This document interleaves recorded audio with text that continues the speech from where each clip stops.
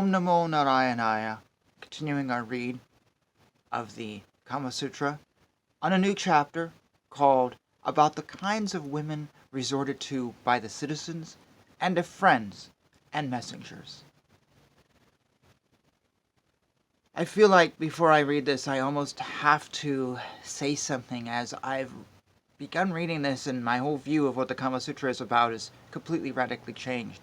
There's a lot that's mentioned in this book which needs context of the time it was written in. Some things just aren't translating well for me, or they mean different things. For example, in the last video I read about a man who is well received in the community because he speaks Sanskrit. Well, obviously that wouldn't work today.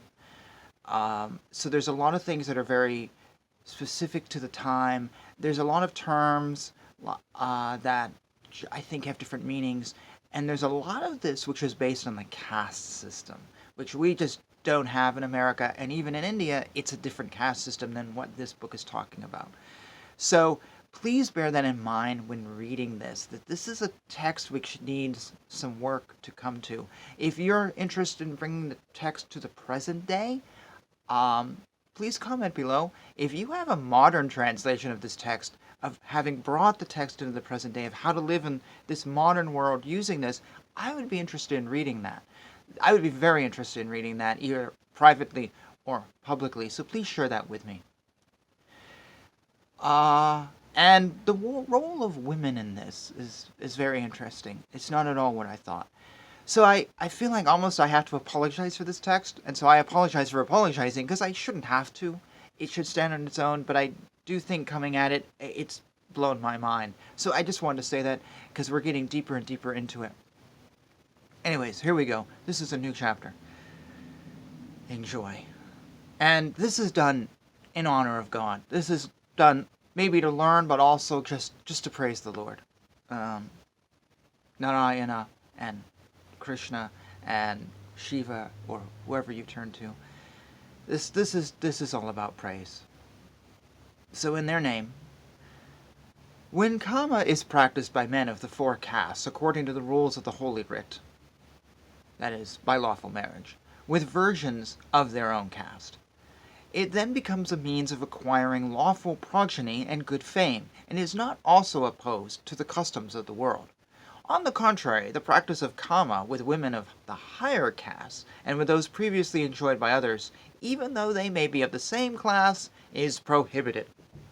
But the practice of Kama with women of the lower class, with women excommunicated from their own class, with public women, and with women twice married, is neither enjoined nor prohibited.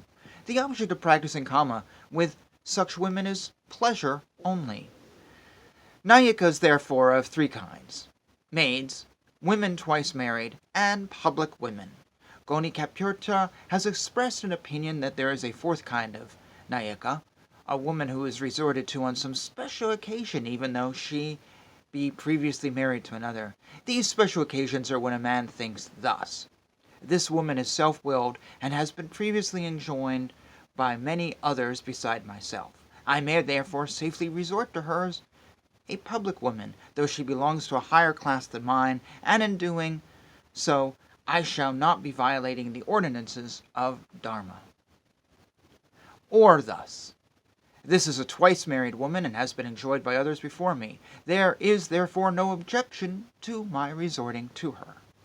Or thus: this woman has gained the heart of her great and powerful husband, and exercises a mastery over him, who is a friend of my enemy. If therefore she becomes united with me, she will cause her husband to abandon my enemy. Or thus: this woman will turn the mind of her husband, who is very powerful in my favor, he being at present disaffected towards me, and intent on doing me some harm.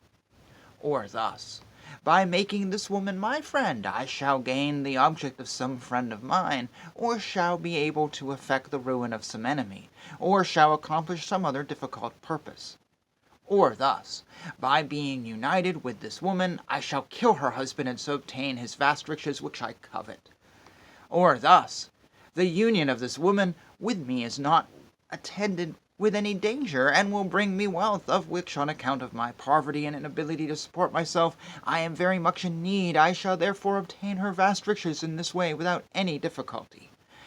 Or thus: this woman loves me ardently, and knows all my weak points. If therefore I am unwilling to be united with her, she will make my faults public, and thus tarnish my character and reputation. Or she will bring some gross accusation against me, of which it may be hard to clear myself, and I shall be ruined. Or perhaps she will detach from me her husband, who is powerful and yet under her control, and will unite him to my enemy, or will herself join the latter. Or thus: the husband of this woman has violated the chastity of my wives. I shall therefore return that injury by seducing his wives. Or thus: by the help of this woman I shall kill an enemy of the king, who has taken shelter with her, and whom I am ordered by the king to destroy. Or thus: the woman who I love is under the control of this woman. I shall, through the influence of the latter, be able to get at the former. Or thus: this woman will bring to me a maid, who possesses wealth and beauty, but who is hard to get at, and under the control of another. Or lastly, thus: my enemy is a friend of this woman's husband. I shall therefore cause her to join him, and will thus create an enmity between her husband and him. For these and similar other reasons the wives of other men may be resorted to, but it must be distinctly understood that it is only allowed for special reasons, and not for mere carnal desire. Charayana thinks that under these circumstances there is also a fifth kind of Nayika woman, who is kept by a minister, or who repairs to him occasionally, or a widow who accomplishes the purpose of a man with the person to whom she resorts. Suvarnanabha adds that a woman who passes the life of an ascetic and in the condition of a widow may be considered as a sixth kind of Nayika. Gotakamuka says that the daughter of a public woman and a female servant, who are still virgins, form a seventh kind of Nayika. Gonardiya puts forth his doctrine that any woman born of good family, after she has come of age, is an eighth kind of Nayika. But these four-letter kinds of Nayikas do not differ much from the first four kinds of them, as there is no separate object in resorting to them. Therefore, Vatsayana is of the writer of this Kama Sutra, is of the opinion that there are only four kinds of Nayika: the maid, the choice married woman, the public woman, and the woman resorted to for a special purpose. That is the most selfish, carnal bit of spiritual text I've ever read in my life. There wasn't anything there that didn't treat women as an object for some selfish pleasure. I'm sorry to say it. Wow. I am actually, for the first time probably ever, repulsed by a spiritual text. So I must work through that and figure that out on my own. Comments and all down below would be most appreciated. And thoughts of your own. Wow, this is a fascinating read, and I hope you're enjoying it with me. I appreciate you watching these videos,